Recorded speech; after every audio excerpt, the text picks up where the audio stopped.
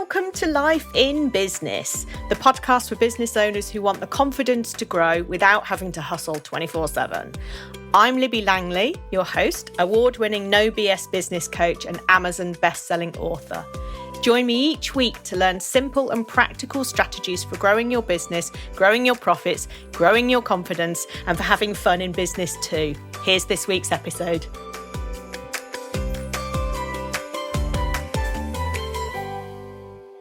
Hello, and welcome to Ask Me Anything.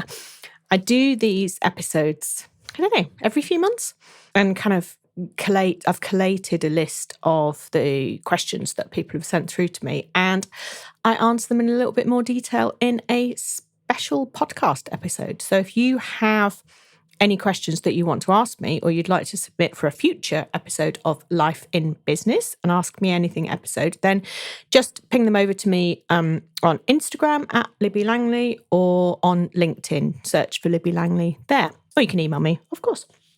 So I've got, I've got 5 questions, which I'm going to try and get through them all, but I might not. So I might save some for another one. Anyway, if you've submitted a question, listen out for your name. Okay, first of all is a question from Lucy. How can I grow my business without it taking over my life? Yeah, good question, Lucy. Well, I hesitate because it's funny, when I first started my business, and at various times in the 13 years I've been in business, no, absolutely takes over your life, right? And I think it's important to kind of answer that question with a dose of reality rather than what we would like, is that there are times when you do need to go all in, right? There are times when you're going to be working more. There are times when it's going to feel harder, when it's going to feel a bit all-consuming, but it's the balance of that with everything else, right? When you're in a real heavy growth period, or maybe if you're doing a launch for something, or it's a new program or project, something, then it can feel more all-consuming than at other times. But this is about balance, right? This is about overall balance. And it's also about setting up the business that you want. So it's really important that you think about how you want your business to look in the long term, right? Not today, because if the idea is happening today is going to be all-consuming because the idea is going to be everything, yeah? So, but how do you want it to be and to look? And if you decide that you want to work with 10 clients a month, because that's what you have the mental capacity for and the time capacity for, then you know that you're building the business around just 10 clients a month. So that kind of is what you focus on. So it shouldn't, in that regard, take over your life. Because you've done all the maths, right, as much as anything. So you know how many clients, well, you know what life you want, right? First of all, you know what your vision is. You know what you want to achieve in your business. You know how much money you want to bring in. And then you can work back from that. You can reverse engineer that, because you can say, what would really be a fantastic life for me is if I had $5,000 every month. Okay, so what's it going to cost you to achieve that $5,000? Maybe another 1,000, 2,000, because there'll be software that you need to pay for. There will be perhaps some support that you need. Perhaps you need to outsource something to a VA. Perhaps you want to work with a coach in order to help you prioritize and help you stay on the straight and narrow. So there might be some costs involved with that. So say they're, 1,000, 2,000 a month, then actually you need to achieve 6,000 or 7,000 in order to get your 5,000. And so if you have the capacity for 10 clients a month, that's how you want to work with them. You know that they need to pay you divided by 10, six to £700 a month. Yeah. And then that's your focus. That's absolutely what you're looking for. That's how you're steering the conversations. That's how you are growing and shaping the business. And that shouldn't take over your life because it's a really simple and clear focus. And honestly, that's one of the most important things. And it's one of the things that people kind of don't do. Don't do that reverse engineering of anything, and don't look at and work out how it's actually possible to achieve what you want. It's the thing that I always work with on my clients first, because often people will say, oh, my marketing's not working. And it's like, yeah, okay, well, that's the roof of the house. Let's look at the foundations of the house first, because that will help us determine why the roof isn't fitting right, why the marketing's not working, why the roof is crumbling down. And it's often because we think that we need to just keep chucking stuff out there. The more stuff we put out there, the more clients we'll get. And it's like, yeah, but it's not really as simple as that, because if the messages that you're putting out there, if the services that you've created, if it all doesn't align to you and what you really want, it is going to feel like business is taking over over your life, because you're going to be just peddling and peddling and peddling all the time. And it's never really kind of going to get to where you want to be, or you're going to have built a business that you don't want, right? Because if you say 10 clients a month is what your capacity is, and yet you're charging £200 a month for these people, but you know that £5,000 is what you want, it's never, ever, ever going to work, right? There's a massive disconnect there. So this is what you need to think about, and this is what you need to work on. Yeah, it's exactly what we do in my Confidence to Grow program. And actually what could be really helpful for you, Lucy, and for everybody else who this applies to, is I've got a free download that might be useful for you. And it helps with this. So it helps with business growth and how to go from overwhelmed to feeling in control of what you're doing. So if you go to libbylangley.com/guide, then you'll be able to get your hands on that PDF. And there's tons of information in it. And it talks you through this house building analogy, of why building the roof first ain't never going to work. Okay. So go have a look at that. But yeah, make sure it's the business that you want and do the reverse engineering on the maths. But you've got to decide what you do want first before you know whether you're heading towards it or not. Okay. Great question, that. Okay. What mistakes I'm going to rephrase this question. Okay, who sent this in? Alex. I'm going to rephrase this question. The question is, what mistakes do women like us tend to make when we're starting out? But I'm going to rephrase that to be kind of, what are some of the biggest mistakes people make when starting their business? And pretty much the ones that I made and have made many times when I've pivoted through my business journey. And it relates back to the first question again, not knowing what you want, just having somebody else's dream, and not doing anything consciously. Right. So when I first started my business, I'd worked for a college, had a lovely, lovely management job in a college, and I wrote and delivered a lot of courses, did a lot of training about social media, and I even did my MBA in my dissertation was on social media marketing strategy and corporate communication. So like strategy and social media was everything that I lived and breathed from about 2009. And when I started my business, it became, challenging to work in the place I was working. And so I left and I started the business. And I started the business by doing a bit of research with other people I knew in business, saying, can I make a bit of money? Can I make a few grand every month teaching people how to use social media? And they said yes. And I'm like, brilliant. That's the business started.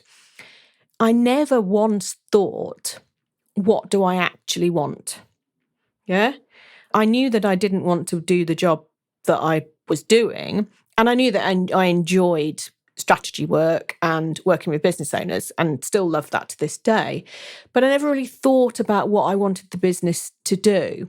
And I think one of the biggest mistakes I made certainly was when I introduced social media management into the mix, which I did for 4 years or something back then, based entirely on someone saying to me, oh, my clients would really love it if someone would manage their social media. You know about social media. But I liked teaching it, right? I liked coaching people. I liked supporting people. I didn't want to really do it for them. But yeah, I built a very successful business doing that.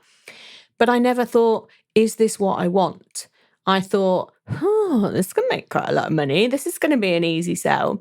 And that was the wrong approach to it. And I honestly, it bored me to tears. And well, I got a team who did it all, but it never satisfied and nourished me. I'd built a kind of machine in order to be able to deliver this stuff. So one of the biggest mistakes is not thinking about what it is that you actually want, and you just find yourself on this hamster wheel and this treadmill. And it's such a common issue that I see with people. It's that you're good at something, you do something in a job, you're maybe trained to do something, and then you want to do it on your own because you want more time freedom and financial freedom. So you pretty much just model your own business on the job that you had. And it doesn't work like that, because in a job, you've got people, you've got an accounts department, you've got a sales team, you've got a marketing team, you've got the management team, you've got the administrative team, you've got all of that. And then when you start on your own, you have to do all that. And that takes a lot of time and energy and effort. So actually thinking, what do I really want? What's my vision? What's my mission in life? How do I want my life to look? That's what is really so important. And I would say that's the number one issue. And the number two issue, or maybe joint first issue, is not understanding the money, not knowing how much it costs to run a business, not knowing what you're spending and why, right? Signing up for every blooming thing that there is, and another £20 a month subscription, another £15 a month subscription. Before you know it, it's hundreds of pounds. Don't use any of it. You don't need all this stuff. I mean, you need some good software in order to be able to help you run your business, but you don't necessarily need stuff like that. Not cancelling stuff, but just not doing the maths on how much it's going to cost you to deliver the service that you want to deliver, and not knowing if it's profitable, right? That's a really common oversight, right? I wouldn't necessarily call it mistake, but oversight. And also not investing in support.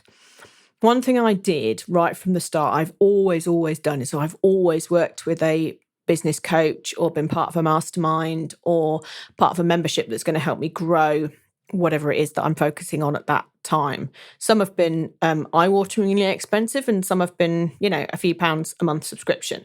And they've all given me something back. But having support is something that absolutely I reckon you should do from day one. Absolutely.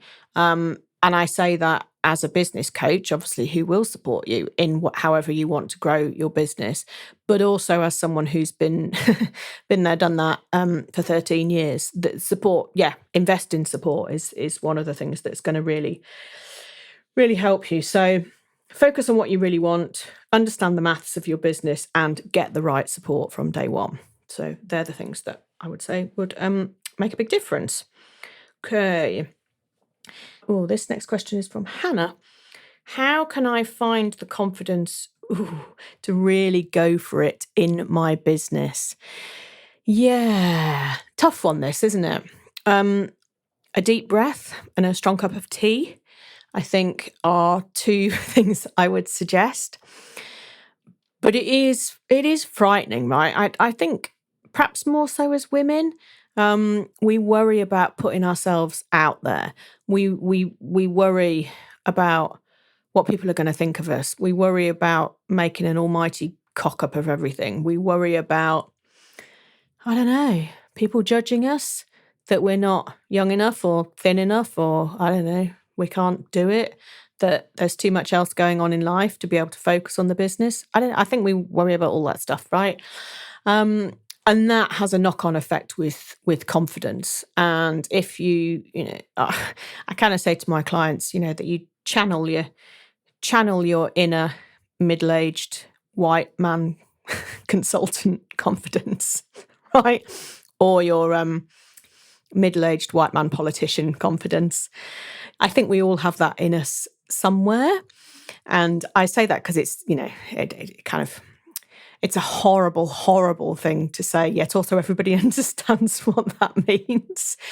And a bit of a kind of fuck it attitude as well, right? I mean, what is the worst that could happen if you really follow your dreams? And I would say, right, really going for it in your business does not mean head down hustle. Doesn't mean that. to me, that's not the way I interpret that question. The confidence to really go for it, for me, means to really build the business that you want. That's what I take that as, because, if you just want to head down hustle, whatever, just head down hustle. I don't know, work harder. Hooray. But really build the business that you want involves a lot of self-reflection, involves a lot of honesty, involves a lot of looking at yourself, involves a lot of cutting stuff out, involves a lot of saying no to stuff, and being just super focused on your vision. And that is incredibly empowering, right? And incredibly purposeful and incredibly liberating. I know that when I've pivoted in my business, and certainly in the last couple of years, when I've been on a real voyage of self-discovery and self-awareness and self-understanding, what really makes a difference is just, no, I don't want to do that. And yeah, I do want to do that. And if there's this feeling of, no, I don't want to do that, don't do it. Just don't do it. Could be going to an event, could be implementing all sorts of new strategies in your business, could be kind of anything. But it's like, if there's a feeling of, no, I don't want to do it, don't do it. Just because someone said you should, yeah, don't listen to them. It is about leading with yourself, and that in itself is confidence. So my group program is called Confidence to Grow. And the reason that it's called Confidence to Grow is because growth is subjective, right? Growth is whatever you want it to be. Could be personal, could be business, personal within business, but could be taking your business to a next stage, but could be growing yourself as a business owner, right? And the confidence to make those decisions is massive. But when you look at what it is that you actually want to achieve in business and what it is that really matters to you, and then you go for that, oh my goodness me. I mean, that's just the most empowering thing that you can possibly do. So I'd ask you a sub-question there, Hannah. What is it that you mean about finding the confidence to really go for it in your business?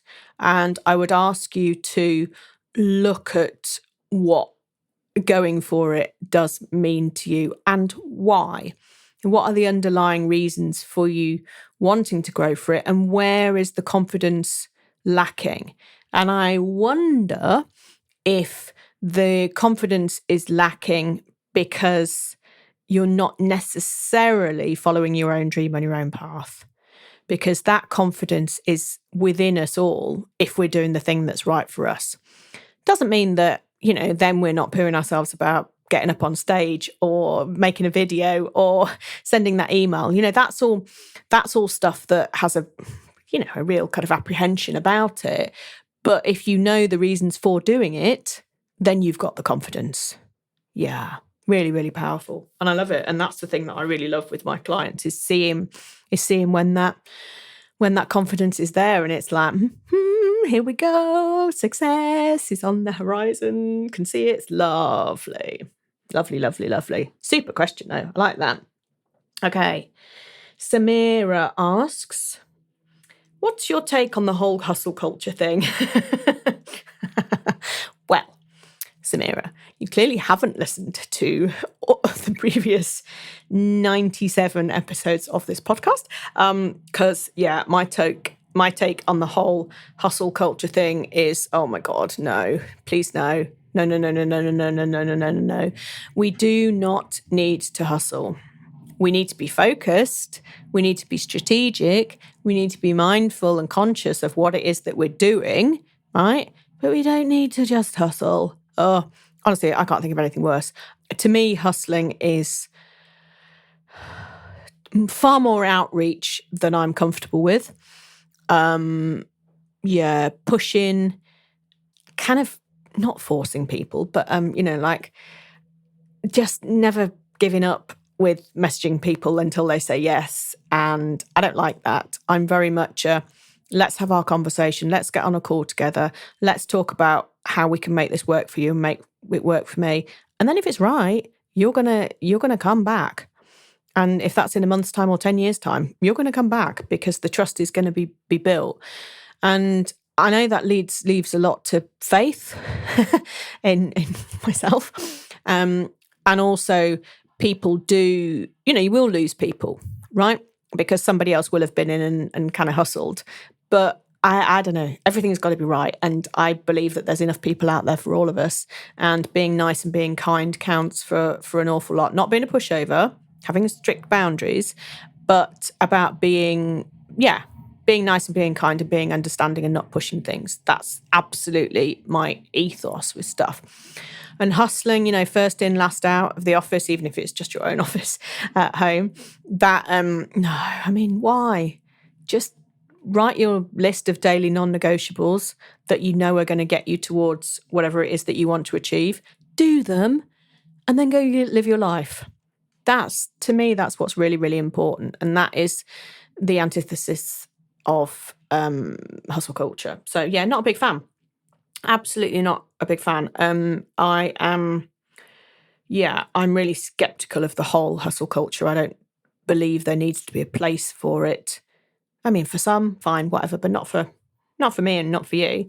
And we need to be much more down to earth and realistic that there is a life as well, and that's what's really so important. So, yes. So you don't need to work yourself into the ground. You need to be focused and, take lots of little steps towards making that a reality. That's absolutely what I would say. Okay.